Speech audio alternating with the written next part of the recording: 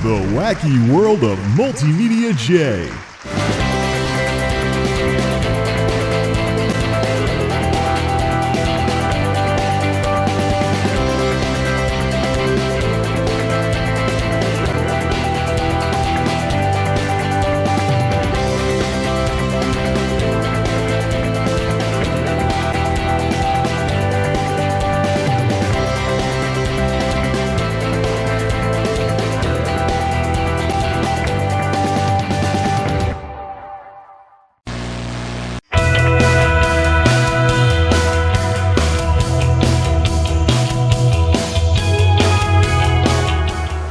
Saturday night laundry is keeping me up late. No problem, I'm still on vacation and all, and I'm sure I can find something to do. Oh yeah, exercise ball is back now that there's room for it. Let's dribble this bastard. Somehow I got a feeling that you're not supposed to dribble these things like basketballs. Gotta clear out some space over in the main area to use that thing after putting some more air in it. I tried it once and I sunk down like halfway. Not all that's because of me being a fat ass. Problem I have with these things is I think they're inflated enough and then it turns out they're not. So I'm gonna pop these things one of these days. Or this thing, I should say. Anyways. So, recently, as I believe I vlogged about once, if I can get the ball out of the way now, I picked up... I gotta get a rug over here. Yeah! Sliding everywhere. I gotta get a rug over here if I want to have a wheelie chair in this area. I picked up a closeout piece of junk HP keyboard for like $7.50-ish. So this is basically my first ever sub $10 keyboard. I thought the Logitech K120 at $16 was a bargain, but then again... I'm currently using a sub $10 gaming mouse, well, monoprice, so it is solidly built though, and it's other than the uncontrollable lighting patterns on it, I found it to be quite interesting, but we needed to match it up with a sub $10 keyboard at some point, so I figured, let's try it out, and if it sucks, we'll just use it in the project area, which still needs to be decluttered a little more, I see. This is what it looks like out of the box. It definitely has the thin, plasticky feel of the Logitech K120, but at least it keeps a standardized layout with these 6 buttons, even if there's no space between the middle buttons, the regular keyboard, and the numeric keypad. But it does keep the buttons pretty normal sized. Not mechanical, not even close to being mechanical. We'll see if it develops some clackety-clack-clacks as it gets broken in. The F keys, though, or at least these are normal size, as opposed to the low-end Microsoft keyboards I usually use, which they're pretty solid. They'll get some clack after a while once they've broken in. Might kind of sort of sound like something mechanical, but we know it's not. It's rubber. Big thing with these, though, is the F keys get kind of shrunk down. Like, consider it like the start or select button on an old Nintendo controller. But it's solid anyways. The last one of these that I have, can't remember why I had to get rid of it. I think I might have finally bent the cord a few too many ways, but it basically, I just ran that thing into the ground for years. So, I have tossed around the idea of getting something mechanical, but mechanical keyboards don't really appeal to me all that much, because, okay, clackety-clack-clack, 1980s, 1990s IBM sound, do I really need that, especially when playing games? I mean, it's kind of an uncanny valley thing to hear something that sounds like an office machine when somebody is doing like a let's play of some kind of shooter game or something. You hear the clackety-clack-clack like they've got some kind of old IBM from some office somewhere playing the game. It's just, if you've been around the real version of those keyboards. Plus, I mean, you're using your keyboard as a gaming peripheral when you play PC games. How many game controllers out there go clackety-clack-clack every time you push the D-pad, the analog stick, the buttons? It's rubber stuff. What do you think your controllers are made out of? Rubber stuff, rubber contacts, stuff that doesn't clack all over the place. But I'll let the mechanical keyboard crowd figure out that little piece of cognitive dissonance. Let's hook this thing up and get ready to get made fun of again because, hey, look, you got an HP keyboard, but you don't have HP anything else. No. College is long over. Who am I kidding? Definitely Windows 8.10 era, though. I can tell by what the Windows logos look like. They actually look like a window. Hook it up. Well, that was something else entirely. I cranked up Guild Wars 2 and Star Wars The Old Republic, did some running around and jumping and stuff. it's doable. It just feels weird because the keyboard's so cheap and it's so light. You can move it around to get it where you need to be to play, whether I do touch type based stuff. Some people do WASD. I've never been a fan of WASD. But, yeah, so it's easy to move it around with one hand, put it in position, and then play that way, things like that. But it just feels like a cheap keyboard, like the Logitech K120. So it'll take some maybe getting used to, but I'll curiously try this until it's broken in and then see if it gets any better. Don't know if it will or not. I'm guessing that it won't. But the thing is, even though it feels like cheap plastic, there's enough give in the rubber domes on this thing that it's totally quiet. You're running around, if you hit the space bar to jump, for example, like my setup is based on touch typing, so I use space bar to jump. You do that, you don't hear it. There's little key press noises that I used to hear when playing PC games with keyboard and mouse that I've stopped hearing now. It just feels weird. So, piece of junk, well, this isn't a sub $10 keyboard. It retailed for $10, but it was a closeout, so I got it for like $7. So, last one in the store, actually. Should be interesting, though. Although my sub $10 monoprice gaming mouse is certainly a lot more solidly built, or at least solid feeling. Time will tell on that one. I'm curious what this one feels like when you break it in a little more. If it sucks, well, not much skin off my back. Just toss it out, and go back to the Microsoft ones. I also went through the felt pads from the great Sift to put the bookshelf speakers on something so they're not scratching up the darn furniture. So basically what happened was I wound up going with a 2-stack of these things. The Klipsches are brighter than the monoprice bookshelf speakers, but the monoprice ones go down a little lower, including on the treble with the fabric tweeter that they have.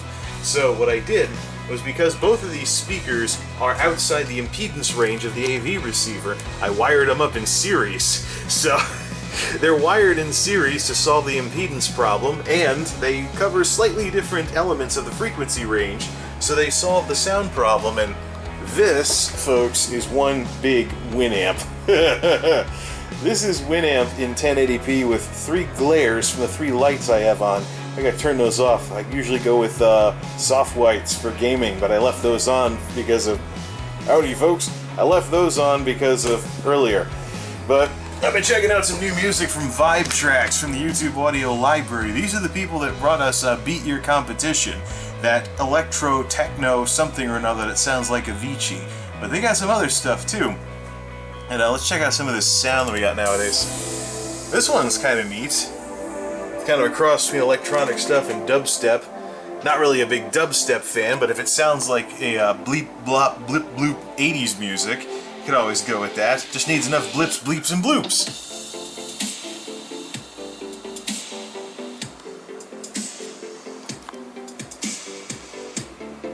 No subwoofer. All the bass is coming through those 5 inches, which I shouldn't turn up too high because this is the time someone would call the cops if you shook the neighborhood. Distortion. Turn it down. Turn the internal volume down anyways. It's like then the preamp's up too high. There's your robot noises.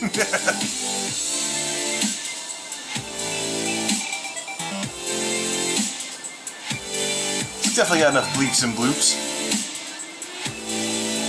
It goes to 4 on the floor later. This is more like a typical 4 on the floor exercise track. I could imagine this in like an Exer game or something. Oh, come on! You can skip forward. There we go. Nothing too exciting. This Nice to You one kind of reminds me of TLC's No Scrubs. Maybe it's a nod to it or something. Of course, the YouTube audio library needs more sound-alike stuff anyways. Listen to that 90s style drum music. Man. From the day when everybody and their mother's uncle had a drum machine.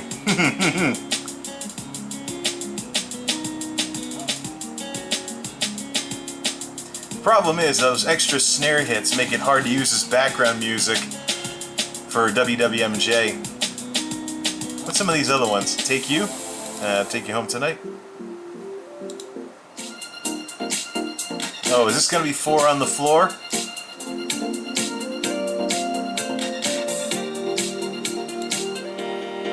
Reminds me of something Bruno Mars would have.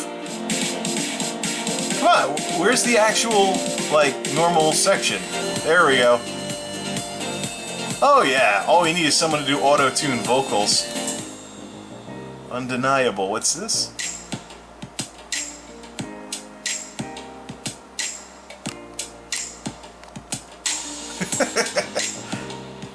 Universal. This is the one that reminds me of a Katy Perry song with the blatantly synthetic strings. And then the beat that sounds like it came straight out of Teenage Dream. Come on, bring in the bass. There we go. A little bit of Viva La Vida hidden in there somewhere, though. Crystal sounds 80s. Hey, look, dopey pop. Cry I was already using. This was kind of a rap-ish, something like that. You can imagine someone like, girl, we're gonna be rapping about how beautiful you are tonight. Something like that. You know how, you know those alternative songs where, you know, whoever's singing it starts out talking real deep for the very, very beginning of it? And then, by the time the chorus rolls around, they're singing really high, and they sound really wimpy. Yeah, that's what this reminds me of. Anyways, we're not here to play with vibe tracks, though. We're here to, well, the laundry's still going, so, right. There is some progress I'd like to make, despite the fact that I'm being stuck staying up late because of the darn laundry. Right. Anywho, there is one more song from the more punk rockish type stuff, Watch It Glow by Silent Partner. I might use this one more often.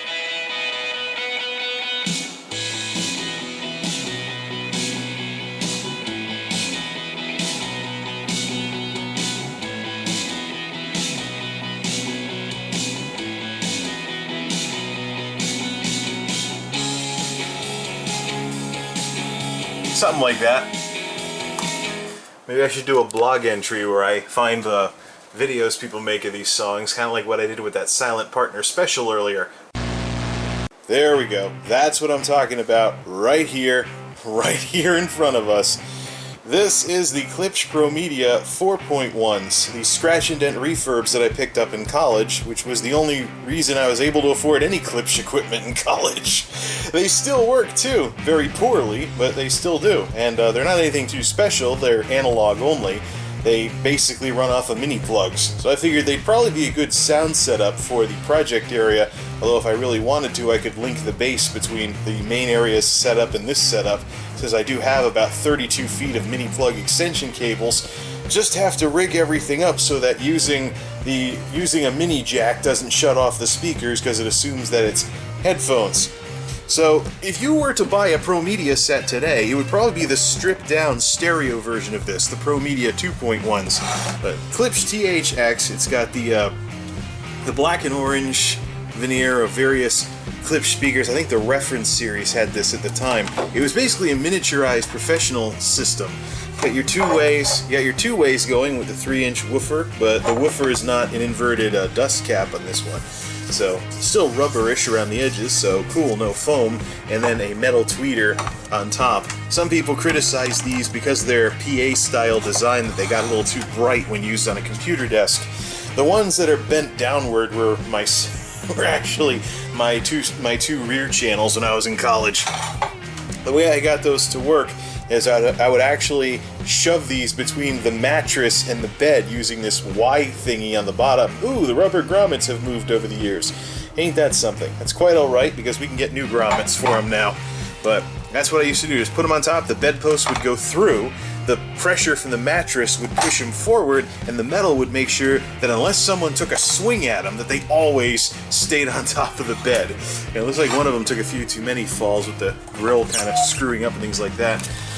So I wound up duct taping the top of the control module because there's exposed circuitry there. I didn't want a leaky roof to kill the whole thing, so you just put it on like that. Over the years, though, there's a little bit of potentiometer noise on the subwoofer. Yeah, actually on all of them, except the mains have it too. So the mains have it as well. So right now I actually have one of those 16-foot extension cables for MIDI going all the way back to the main system. Let's use the Netflix keyboard to get him playing that vibe track from earlier. All right, we'll just shut it off when we're done. There we go here. Give it some volume, not too much though. Even the rap cats are trying to get some sleep. Oh, this one's crackly. Might be an issue with the connection in the back. No bass, because I have the sub turned all the way down. Actually, I shouldn't even call this a sub, because the two woofers are actually 6.5 inch, so a little bit too small to be real subs, but Klipsch engineered this thing kind of the same way Bose engineers their compact equipment, make up for the deficiencies in the speakers using the design of the box. Basically, the box has speakers on both sides, and the two speakers accordion towards each other. Net effect is it pushes more air out the port. So this thing actually goes down lower than the sub that came with the home theater. It'll actually get down into the 20s. The catch is that once this thing gets down around 25 to 20 hertz, this port gets so crazy that it essentially becomes a giant pneumatic whoopee cushion. Yep, even Klipsch can make a fart machine from time to time. I don't intend on playing with that just now, because I don't want the cops getting called on me. Just to give you a taste, though. Oh, what the heck? Oh, there's some bass. Really nice. Oh, cool. As soon as it's done with that, oh, I'm going to increase the pitch really high and screech out the speakers.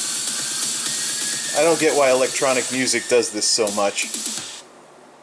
Okay, there we go.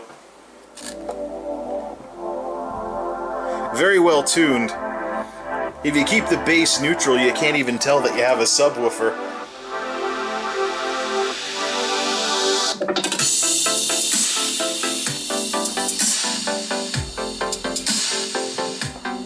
I'm not going to turn it up.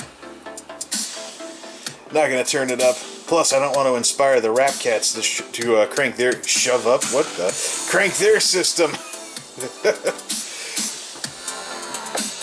There we go. It's enough of that. So the ultimate goal of this is I want to have this under the table for any sound that I might want to use with my project setups, and I also want to be able to link this. I eventually want to go dual subwoofers by fixing up the broken 5.1 sub that I have from the old Klipsch 5.1s.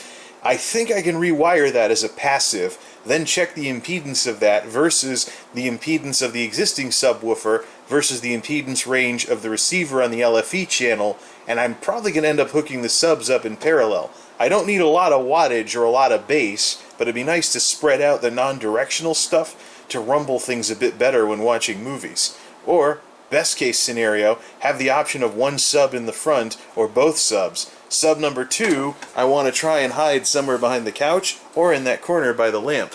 So I think the one that came with the home theater system would be a good candidate for sub number 2, because I know sub number 1 is going to go down deeper. Not exactly the best hookup. You want your subs to match with double subs, but hey, you know, got gear, might as well use it.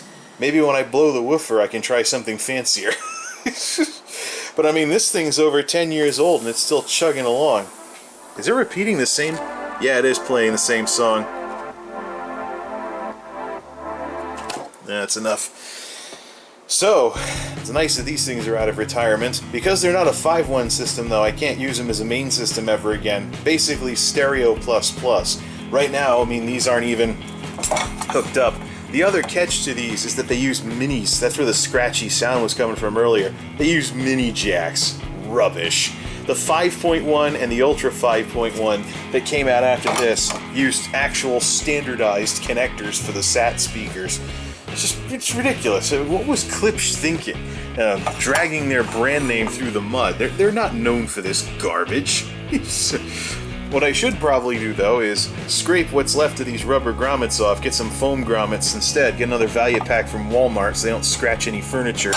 Not that it really matters if this old ratty table gets scratched, but to have some pride in what I do here, maybe even put some on the sub, too. Lift it off the floor a little. Lift it off the floor a bit. I don't think that'll affect the bass too much. This thing already has more tightly controlled bass than the one that I'm using right now, so... And this is only 2 6s. The one I want to get working as a passive has 2 8s.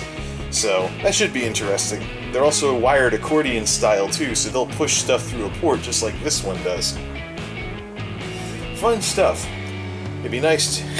Yeah, you can tell I live in a place with no apartment neighbors because I'm planning a system with 3 subs maximum. Well, 3 subs potentially. The wild card with this project area is that we know that this used to be a separate room. I have reason to believe that at the electrical panel, this former room is on a separate circuit breaker. So if we crank a couple hundred watts here for some additional bass, it shouldn't theoretically affect what's going on over there with all the systems going. I do know the house has 100 amps max service though, so we don't want to hit that, but it'd be fun to play around. No apartment neighbors, might as well have fun, although it is possible to go across the airspace and bother the folks up the street, as I've been finding out with the rap cats, and I don't want to get them too inspired to test their system. So, never be able to concentrate on anything in this house. Of course, if they can annoy me, the odds are they're probably annoying the living daylights out of their apartment neighbors through the wall. They do live in a multifamily after all. So it's good that these are available to be put back in service. I want these to be the project speakers. When I'm checking out a computer and they all have that mini jack thingy on the back, I want to use that. If there's an accessory though that can plug into these mini jacks and allow for spring cables or banana plugs, that'd be awesome. Maybe I should scour eBay, see where I can get one of those. Pretty cool if there was an adapter that did that, because then I could finally retire the horrendous, 22 gauge itty bitty skinny wires that I only hold on to because they have mini plugs on them. Hey, the monster cable kit that I've been wiring my main system with, that 16 gauge wire, originally had mini plugs on the end because it was originally the kit for these speakers. I just cut one of them in half for center LFE. For center and LFE. So there's gotta be a way to solder in some mini plugs without making guitar cables out of these things. Or who knows, maybe Parts Express or Monoprice has something that'll... I need to stop thinking like a teenager in the electronics shop that mini plugs can do everything. Turn off the project desk power. Nice that I have finally found a use for these things. This does mean, though, that the Logitechs remain a giant question mark. But maybe if these things die, then I could just give them a proper send-off and then cha-ching! Or maybe I should just put those in the closet. Whatever works. This is MultimediaJay, signing off. Thanks for stopping by.